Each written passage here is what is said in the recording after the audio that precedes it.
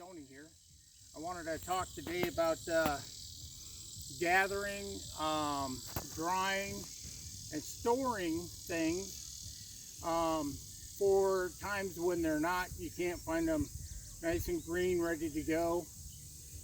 It's nice to have things in the wintertime that you don't have in the summertime, things like that. Now, for storage purposes, I like to use mason jars because you can use the old lid and ring off of something that you used before, and you can keep using them over and over again.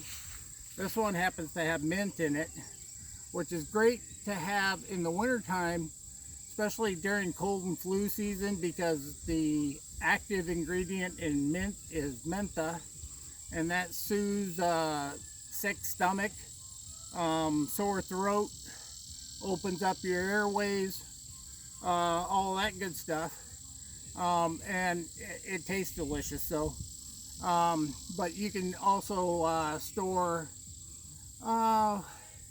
goldenrod, which is also great during the cold and flu season. And you can actually make the tea ahead of time, because when you're sick you just don't feel like doing it. But you can make the mint ahead of time, the goldenrod tea, and can it, seal it up. It'll stay like that for a long time, a couple of years actually, and then all you have to do is pour it in a cup and heat it up. Put a little honey in there, then you're good to go. So this is a quart-sized jar. I use those, pint-sized jars, and half-pint jars. So it just depends on what kind of plant you're putting in there, and how much of it you actually use. And these store real nice in a cupboard. And I do this with my garden plants too. Like, for example, this is tarragon, and you want to dry these things out ahead of time. And one thing that I found that works really good is if you take some old clothespins, you can put the clothespin over a wire hanger, and then you can hang several different plants, or over a piece of string tied between the joist in your garage, for example. You want a cool, dry place to dry your plants.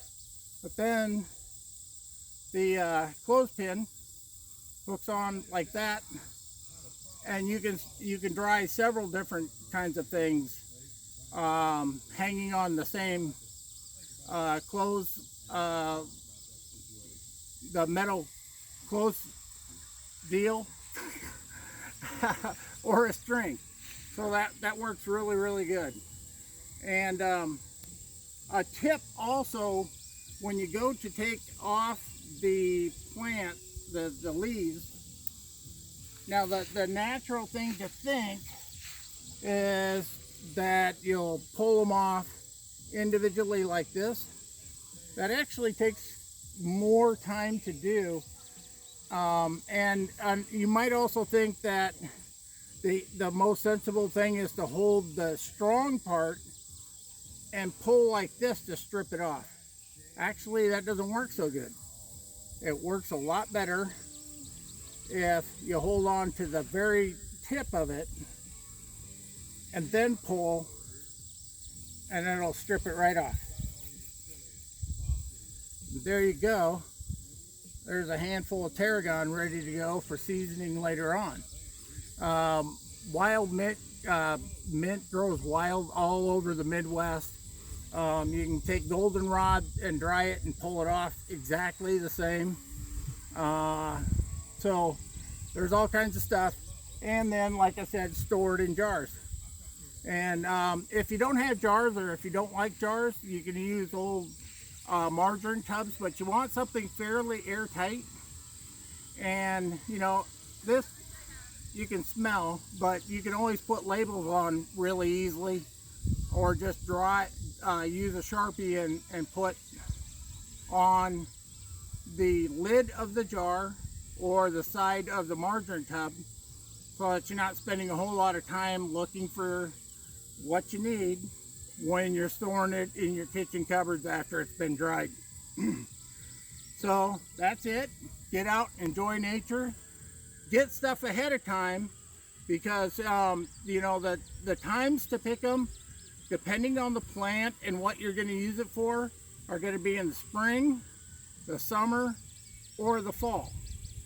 Lots of it in the fall. So August, September is a really good time. But hey, some of that stuff you're going to want to get in the springtime because you're using it for different purposes. So bear that in mind. Think ahead, plan ahead, and you're good to go in December. Thank you. Have a good day.